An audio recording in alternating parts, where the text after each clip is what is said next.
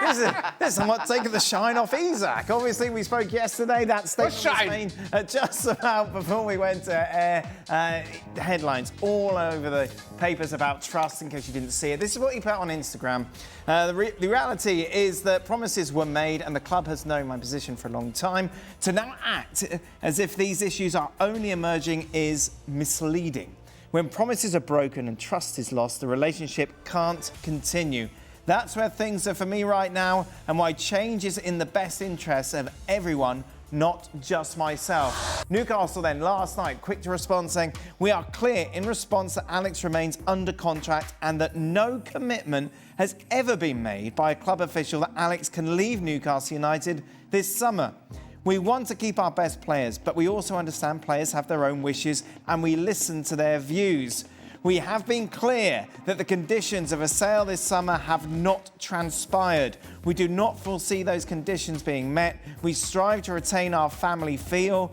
Alex remains part of our family and will be welcomed back when he's ready to rejoin his teammates. Frank, what do you make of it all? I'm struggling to take, a side from another one, because I think everybody is right. At the same time, everybody is wrong, because the player has a contract, but he wants to leave and he has dreams. So you can understand that he makes wishes to join Liverpool, for example. On the other hand, you have a club who know that the player has a contract, so why do you want to leave? But at the same time, they should know that if a player doesn't want to stay, what's the point to keep him? So I don't know. I will go a little bit more to Newcastle Football Club, saying they didn't do anything wrong. They never promised to Isak that he could go. On top of it, I don't think Liverpool was ready to pay 150 million. So there is no way that we saw an open door for Isak in order for him to leave. So I would say that Newcastle Football Club didn't make any mistake. They stand to where they were and they say no, no, and no, because we don't have what we want. And that's only fair for me. It's sad for Isak. That's very hard for him. That's going to be hard for the club because they need Isak. But what will be the solution? I really don't have. I think at a certain point, Isak will have to go. He will have to go. But at what point, Frank? Because the longer he stays, the less money you get for him. That's true. That's true. But we don't know how much Liverpool were ready to give. I don't know. I don't have the number. But it's hard when you play the Champions League to say, okay, we are losing the best player. We're not going to be competitive. And on top of it, it's one of the contender of the Premier League who wants our best player. So it's just fair for Newcastle to say no. Alexander Isak would have gone to Real Madrid or in Bayern Munich or Paris Saint-Germain. Well, that's okay, because you don't see him every weekend just scoring goals in the Premier League and making sure that you cannot, as a former club, win the Premier League or be good enough. So even if I don't think Newcastle could win, but it's again, you're going to lose money. I think we're not going to complain about the owner. They're going to be okay for the rest of their lives. So that's okay. But for the club, it's only sad. Like Liverpool, we feel Newcastle like a real family club. And it's a small town with people really going for the club. That's a Saturday afternoon dream to go to St. James's Park. And they live for that, and Shaka can witness that. But it's sad to see your best player leaving or not playing or willing to be leaving. It's really hard. I don't like to see that. Has he played his last game for Newcastle? Not necessarily. I still think that certainly Eddie Howe, if somehow there's some kind of solution to this, and I have a lot of thoughts about it. There's some kind of solution to this. I think Eddie Howe can welcome Alexander Isak back into the squad. It won't feel... The relationship will never be the same, though, between Isak, the management, the dressing room, and certainly that fan base. But there is a way that maybe he can find his way back into, at the very least, Eddie Howe's good graces. And then maybe he just lights up the Premier League and the Champions League in a way that somehow all this is forgotten. But let me also say, and listen, I make no apology about the fact that I'm biased towards Newcastle. 99 times out of 100, I am biased. In these kinds of standoffs, I'm biased to the player. This is the 1 out of 100, though.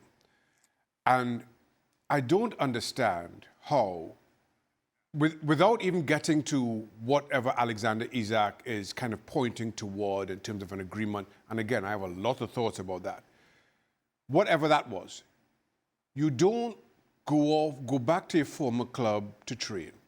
You don't miss pre-season. You don't stay away from the football club. And then in mid-August, claim a moral high ground. You've given that up. If that's what you're doing, do it and own it. You don't get to turn around 6 weeks into it and claim some kind of moral high ground here. So I do not understand Alexander Isak's position, that ridiculous statement on social media, wherever he puts it out. I do not understand who's advising him, because I can't think of any way that he could have gotten this more wrong. It's an absolute farce.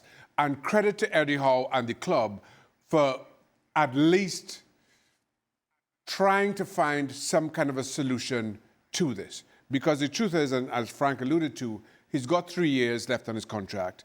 I think it's important for Newcastle, for the long-term good of the club, to not be bullied or show that they can't simply be bullied in this way.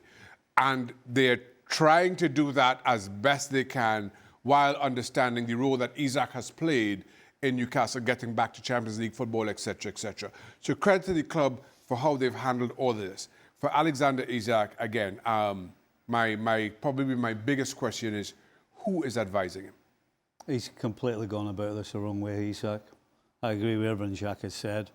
The two things I'm interested in that maybe haven't been mentioned is, if I'm in Isak's shoes and I've been promised whatever it was, I think by now I would have been telling you who promised me it. Right. And pulling them up so that everybody else at Newcastle can go to that person and say, "What did you say this? Right. Why did you say it? Whatever." And the other one is, these agents get paid millions of dollars, pounds, whatever it is. So if that's the case where there was a promise made, why is the agent not getting it in writing? That's the agent's job. Yep. You have an agent so that your side of the bargain is you play football and you bring the money in, and the agent sorts out the money and everything else. So what's the agent in? Because if there's a promise, get it in writing. And if you don't get it in writing, we all know as professionals, and we've seen it a million times, all these promises, not just at big clubs, but wee clubs as well, that just never appear. And that's because it's not in writing. And we all know that. We all know that you have to get it in writing. He said, because she if said. you don't, the only thing you know is it's not happening. And there's a reason they don't put it in writing, because you don't want to. No, So don't but think Stevie, it's going to turn up Stevie, when it suits you. I think he's playing his last card. The promises has been inexistent for me. We never heard that Isak has been promised to leave. I think Newcastle were ready to listen to any offers, but that's it. But I really think nobody promised him anything. He's just trying to gamble because that's his last chance to get away from Newcastle. And of course, Monday it is Newcastle against Liverpool at St James's. Shaq, what will that atmosphere be like? Oh, it will be. They'll be fired up. I mean, the Geordie faithful will absolutely be fired up. For all the reasons that we just discussed. They feel that they've been wronged as a club, and to Liverpool's credit or defence, it's not their doing. They're more than right to try to sign another player. But Alexander Isak has handled it so poorly that now the only target of Newcastle's ire are Liverpool Football Club. And so you understand why the atmosphere will be as it is because of how poorly the summer played out. And again, I think it's another big season for Newcastle in a number of ways. The last time they were in the Champions League, the season didn't go as well as you would hope. And Newcastle are trying to build a team, a football club that competes at the level of Liverpool. Full league titles, in the Champions League, season in, season out. They want to move past this one season in the Champions League, one season out.